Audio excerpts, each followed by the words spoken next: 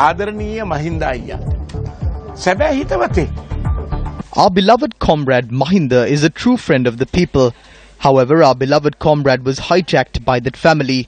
He was influenced by the bootlickers that surrounded him.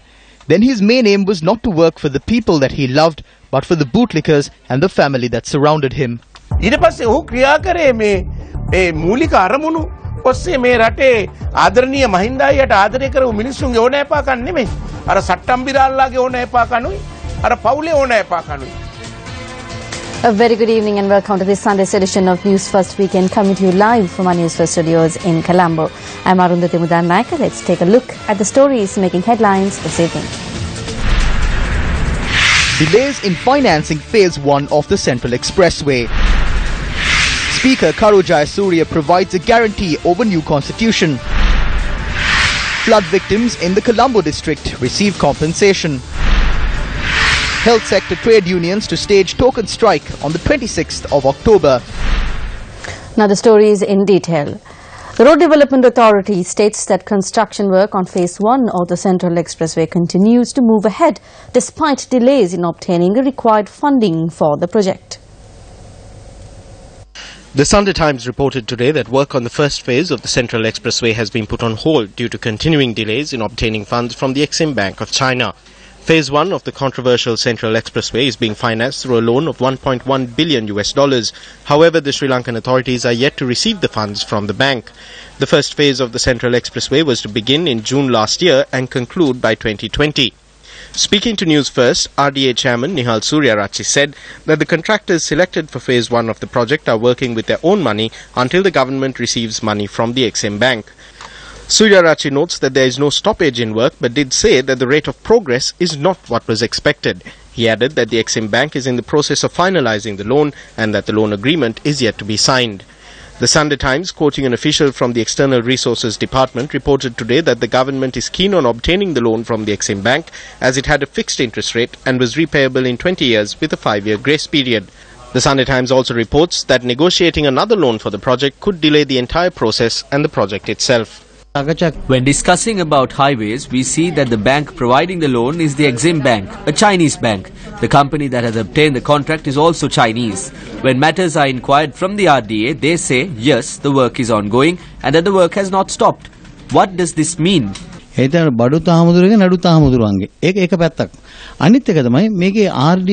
are they doing this? How are they carrying out the work if the money has not come? If there is no approval, how is the contractor carrying out the construction? This is a big problem. The company and the bank may be having some arrangement among themselves. We have a doubt whether the ministry and the RDA too are having an arrangement with those two companies. In a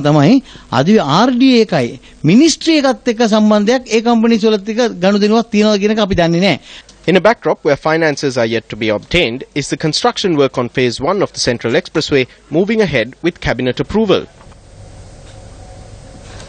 Speaking at a public rally held in Kadruela yesterday, Chamira Kuswat, a member of the Politburo of the Frontline Socialist Party, commented on the construction of expressways. Look at how much is being stolen by those who came saying they were going to catch the Central Expressway thieves. First they said it was a loan. Now they are saying it is a grant. The subject minister must act with responsibility. The environmental reports on the construction of the Central Expressway have not been completed as yet, but the tenders have been approved. Construction has commenced. We know how the environmental reports were prepared for some areas. Whose lives are they toying with? Now they have introduced caps for thieving, so the great one, the subject minister and those behind him can steal. The tender has been prepared for them to stand in line and steal. The uncertainty surrounding upcoming local government elections continues to spark debate in the political arena. Meanwhile, several weekend newspapers reported today on the additional cost the government will have to bear to hold local government elections. Elections for municipal councils, urban councils and Pradeshya Sabhas will be held under a new system as per the amended laws. However, the Gazette notice announcing how many representatives are to be elected to each body has not been published.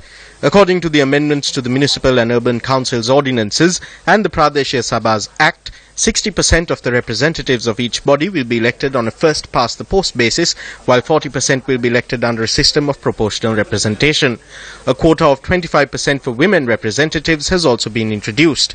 4 new local government bodies are to be established in the Nuwara district, taking the total number of local government authorities in the country to 329. The new election system for local government will result in a twofold increase in the total number of representatives. The total number of representatives is estimated to increase by about 8,346. According to the 2016 budget, recurrent expenditure for the Ministry of Local Government and Provincial Councils was 170,168 million rupees, while capital expenditure was 50,921 million rupees. Among the allowances granted to local government members, the mayor of a municipal council receives 30,000 rupees, while a deputy mayor receives 25,000 rupees, and an MMC, or member of the municipal council, receives 20,000 rupees per month.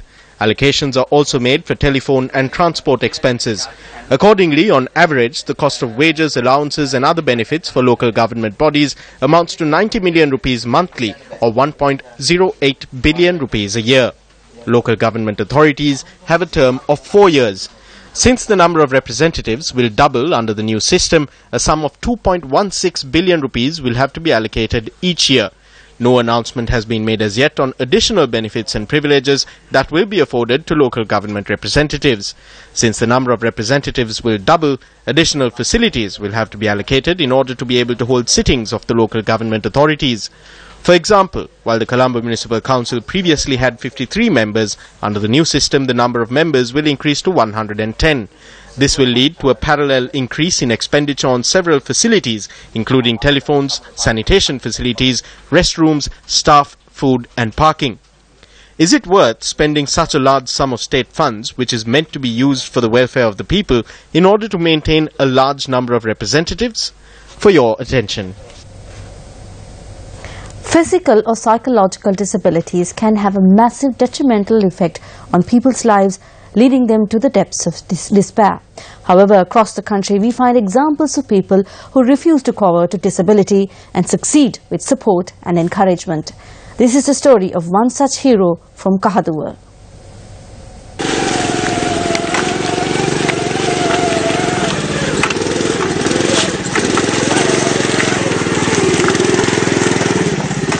This is Tushara Kumara, a resident of Halgahadolla in Miriswatta, Kahadua. A war veteran, Tushara lost both his feet and his right arm in a terrorist attack in Mullaitivu while serving in the Sri Lanka Army in 2008. The epitome of self-sacrifice, Tushara has always sought to live life on his own terms without being dependent on anyone.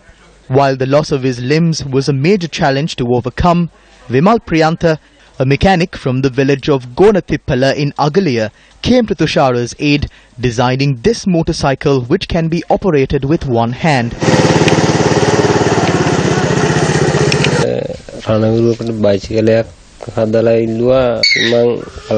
A request was made to design a bicycle for a war hero, so I thought about it and designed 4 of these bicycles. I went through the scrap metal in the shop and used 2 bikes to design this. Everything has been designed to operate using one arm, including the gear shift, accelerator and brakes.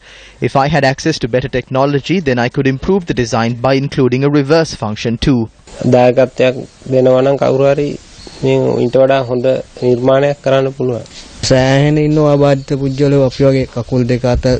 are many disabled people like me who do not have both legs or arms. There is no one to design bikes like this for them. There is a social services department, but we receive nothing from them. If the disabled received some more support and encouragement, then we can stand on our own.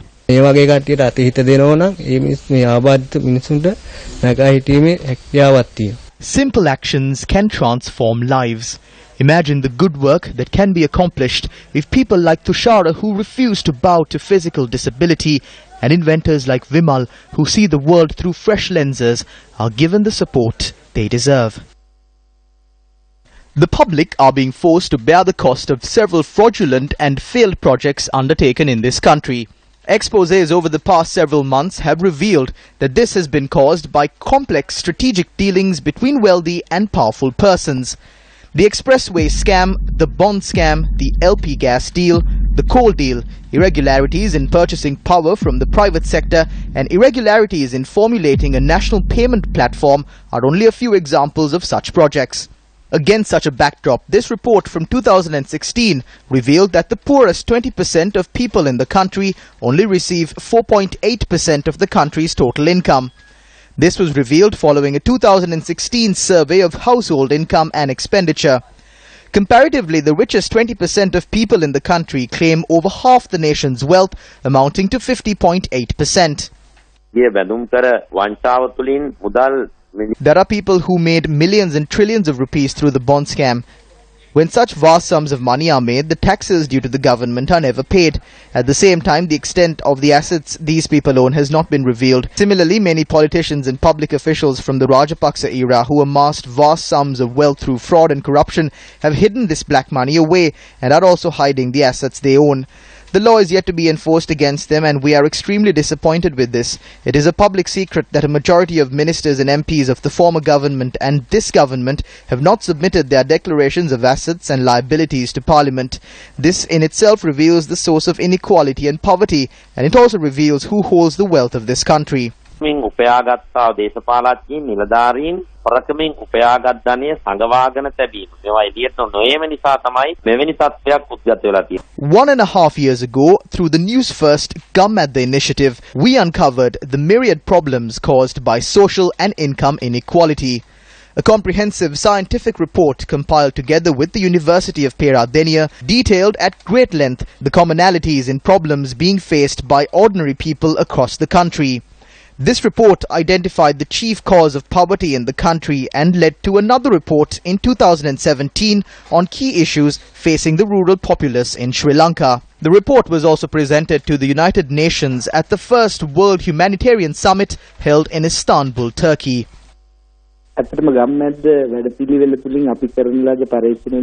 When considering our findings through the Gum initiative, what was evident to us is that the lack of access to basic infrastructure is the main problem facing the rural populace.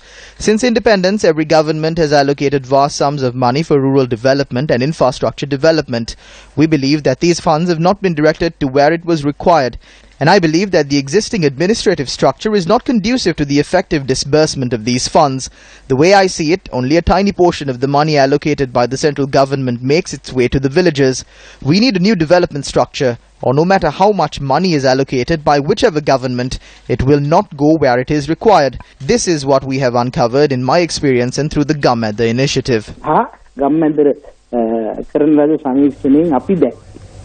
An event was held at Temple Trees today to donate compensation to flood-affected victims in the Colombo district. The event was held under the auspices of Prime Minister Ranil Wickremesinghe. Through the project, a total of 1,480 million rupees will be distributed among 17,300 flood-affected families. Compensation was awarded to 50 families symbolically at the event. Minister Vajirabe Gunawardena and UNP MP Mujibur Rahman were also present at the occasion. We inherited a country that was in debt. If this happened in 2015, we wouldn't have had a cent to pay you with. We did not have an income. However, we have worked over the past few years to boost revenue, and now we are able to provide you with this money. By November, I will be travelling back to the south to areas such as Gaul, Mathara, Kalutara to ensure that the necessary compensation is paid. In any country, if we make a statement such as this, it would be the top story in media, or it would be in the front page because this is a good thing. However, the print media in Sri Lanka is working to destroy a new constitution and destroy national unity. They always say that they don't need a new constitution. Then show us what you want.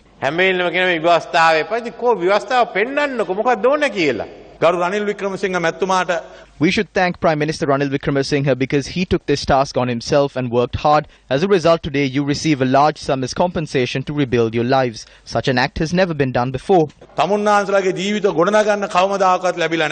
There has never been a government that took care of the people of Kolonnavar in this manner. You are lucky the tragedy struck during a time when Ranil Wickremesinghe, who provide leadership for Kolonnavar, was serving as Prime Minister. Speaker Karu Jayasuriya says that he will never sign off on a constitution which causes harm to the country or the people of the country. He expressed his sentiment during a religious event held in Mirigama today. A constitution has not been made and I have never seen such a document. The Speaker has to sign off any constitution. Only then will it become law. The final decision has to be made collectively by all members of Parliament. Then it will be presented to all members of the clergy. Thereafter Parliament will make the final decision. As the head of the Constitutional Assembly, I have to sign off on it. As long as I live, I will never sign a constitution which causes harm to the country, to Buddhism, to any other religion or to the people. The joint opposition convened a media briefing in Colombo today. According to my calculations, the opportunity loss caused to the economy due to the bond scam was over 1 trillion rupees. If they want to set an example, then the former Finance Minister and Foreign Affairs Minister Ravikarna Naika should be in prison without bail. When he was sworn in as the Minister of Finance, there was a case regarding foreign exchange fraud against him. A judge delivered a verdict one day before his retirement stating that due to mistakes in the indictments, Ravikarna Naika and the group will be exempted from the case. The charges against him have not been cleared. In a country where the law is enacted against a person who steals 3 mangoes, why are the thieves connected to the bond scam out in the open? Is it because they wear a suit and tie and speak English? Ravikarna Naika and his gang created policies keeping the image of a massive beast in their minds. They said they would create 1 million jobs. They should have been able to provide at least 600,000 by now. Some of the people who were listening to him speak about jobs being created through the Volkswagen plant said they had goosebumps when they heard the explanation. The Collective of Lawyers organization has demanded that the law be enforced against the accused in the alleged bond scam before they flee the country. At a media briefing convened yesterday, representatives of the organization highlighted the fact that evidence that has already come to light provides sufficient ground for criminal proceedings to be instituted.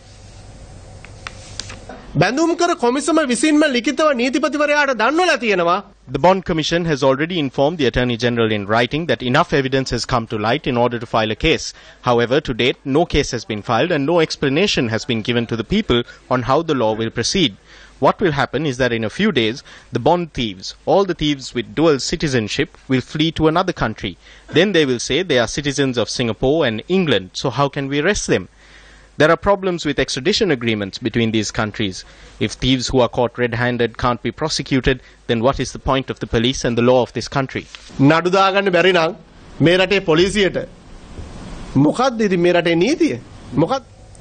Sri Lanka Freedom Party's Mathura District Council meeting was held yesterday. Party seniors spoke on the policies of the SLFP. We opposed the bond scam from within the SLFP. We opposed other matters as the SLFP from within the government. This is what happened with the constitution too. No matter what happens, eventually the president will take charge of it. Didn't the president act when the provincial councils were being changed? The president intervened in the final hour in that matter. Some accuse the president of removing old SLFPers from position as organizers. If they are SLFPers, then they must work for the SLFP, shouldn't they? They go on TV. They take to the streets, they scold the president, they scold him on Facebook too. They do all of this. In the end, the president must act fairly. Imagine if these members acted in this way in another time. What would have happened to them? If you look at the 10 fingers of the government, you will see that each finger is different. Who in the SLFP have fingers pointed at them? In the recent past, when we had our own government, every month or two, someone would be tied to a tree, someone would be shot, someone would be made to kneel, ethanol would be brought in. These were the topics of discussion. The Sri Lanka Freedom Party has given priority to the protection of Buddhism. This has been accepted as policy. It is the policy of the party. An incident where the EPF savings of an estate sector worker who has been employed for 40 years was stolen by another individual was reported from the Dharaniyagala area. Since 1977, Arumugam Devane has been employed as a worker attached to the Sapumalkanda estate in Dharaniyagala. She lodged a complaint with the Department of Labour when she did not receive a letter regarding the funds in her EPF. It was then revealed that someone else had withdrawn the money under her name. The Labour Commissioner, in a letter to the Superintendent of Sapumalkanda Estate, explains that the issue has occurred as the same EPF number has been registered under 2 separate names. Arumugam Devane lost a total of 845,632.24 rupees. Commissioner General of Labour A. Vimalavira, speaking to News First, said that the matter is being investigated and that the Department of Labour is taking steps to crack down on acts of identity theft. The Commissioner General further notes that several companies are yet to supply the EPF with details regarding their employees. He went on to note that the El Kadua Plantation Company is yet to deposit 329 million rupees worth of funds to the EPF, while the Estate Development Board and the State Plantation Corporation are yet to deposit 1.2 billion and 1 billion respectively to the EPF. A caterpillar infestation has sent the residents of Karualagasava and Moriakulama in a panic. Our correspondent in the area noted that the caterpillars have spread from trees and plants in the area into houses as well. News First correspondent noted that the caterpillars can be found in large numbers on kohumba, wood apple, satinwood, teak and lime trees in the area. Villagers say the caterpillars, which are initially green, later change colour to a mix of dark brown and black. Our reporter noted that the caterpillars have also invaded homes in the area and can be seen on walls on the exterior and interior of houses.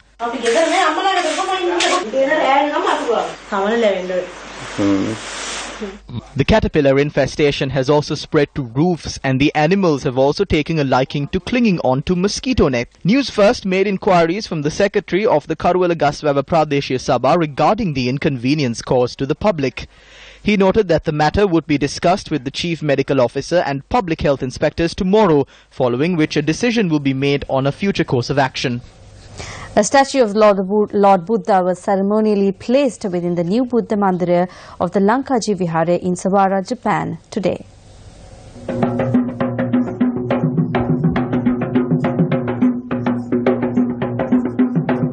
The ceremony was conducted under the guidance of Venerable Banagalopati Sathera, the Chief Sanganayaka of Japan and Chief Incumbent of the Lanka Vihare and President of the Sri Lanka Mahabodhi Society. The Buddha Mandire was constructed with the assistance of Sri Lankan-born businessman and philanthropist Samantha Pereira. The statue of Lord Buddha placed in the Buddha Mandire was sculptured under the sponsorship of the Capital Maharaja Organisation Limited. Kingsley Ratnayaka, who represented the Capital Maharaja Organisation Limited at the event, read out the message of the chairman and joint managing director, Mr. R. Rajamahendran. To date, I can recall the happiness I felt when I saw a Sinhala signboard on a Japanese road during my first visit to Japan. I discovered later that this signboard marked the road to the Lankaji temple. It is my belief that the Lankaji temple, established under the guidance of Most Venerable Banagalopati Sathera, goes beyond the religious relations between both countries and is in fact a cultural hub. At this instance, marking half a century since Banagala Nayaka Thero gave up the worldly life, permit me to pray that he will receive the strength to cement the relationship between Sri Lanka and Japan and promote the Sasana. I also extend my gratitude to my friend Samantha Pereira, who supported the success of this endeavour from Japan. A large gathering of Sri Lankans domiciled in Japan, including Sri Lanka's ambassador to Japan, Professor Dhammika Ganganath Disanayaka, attended the ceremony held today. In the wake of the cancellation of the 19th SAARC summit, which was scheduled to be held in Islamabad, due to rising tensions between India and Pakistan, Sri Lanka has reportedly offered to play the role of honest broker to keep the SAARC united. The island, quoting diplomatic sources, report that the assurance was given by President Maithripala Sirisena when Pakistan Foreign Secretary Thamina Janjoa called on the president earlier last week. During the meeting, the president emphasized the importance of SAARC and had noted that the two South Asian giants should resolve their differences in the larger interest of SAARC. President Sirisena has also assured the visiting Foreign Secretary that the government of Sri Lanka would campaign for the next SAARC summit to be held in Islamabad in keeping with the SAARC Charter. The grand closing ceremony of the 19th World Festival of Youth and Students was held in Sochi, Russia last evening. A cultural festival in line with the event was held under the auspices of Russian President Vladimir Putin. The event in Sochi Olympic Park brought together about 20,000 young people from 188 countries across the world. A total of 5,000 volunteers from Russia and 76 other countries helped to organize the biggest youth event of the year. During the festival, youth from all continents discussed issues such as global politics, international security, industry, economy and environmental issues. Each day of the festival was dedicated to world's macro regions such as America, Middle East and Europe.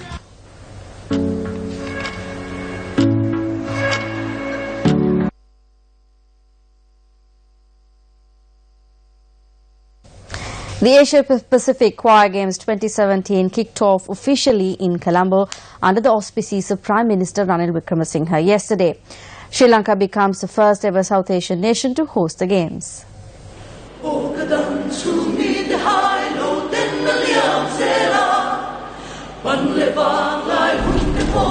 Choirs from 17 nations across Asia, Africa and Europe will go head-to-head in the competition until the 28th of this month.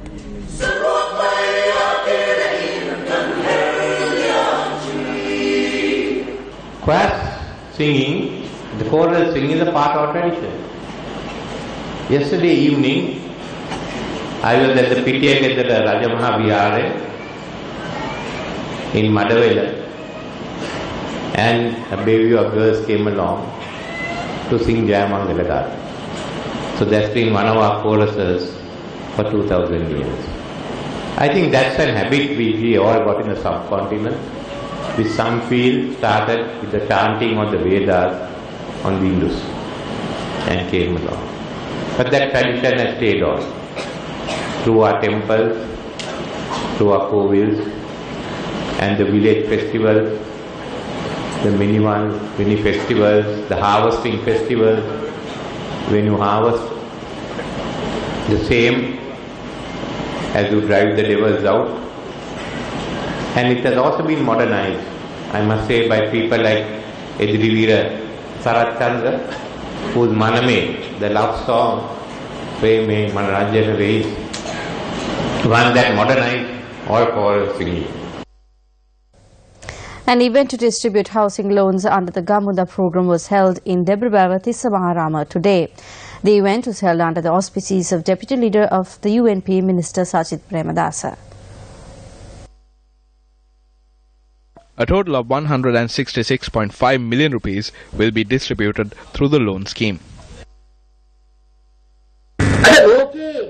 The developed countries in the world have been able to achieve this development because they got rid of fraud, corruption and misuse of state property. We need to protect our assets. The country's resources do not belong to any one government. They belong to you. The money in the treasury is your money. As politicians, we are appointed as temporary guardians. After being elected as temporary guardians, we can't act like we own everything. Health sector trade unions note that they are preparing to launch a token strike on the 26th of this month. The current government sector salary scales are determined on the regulations enacted on the 1st of January 2006. We do not agree with it.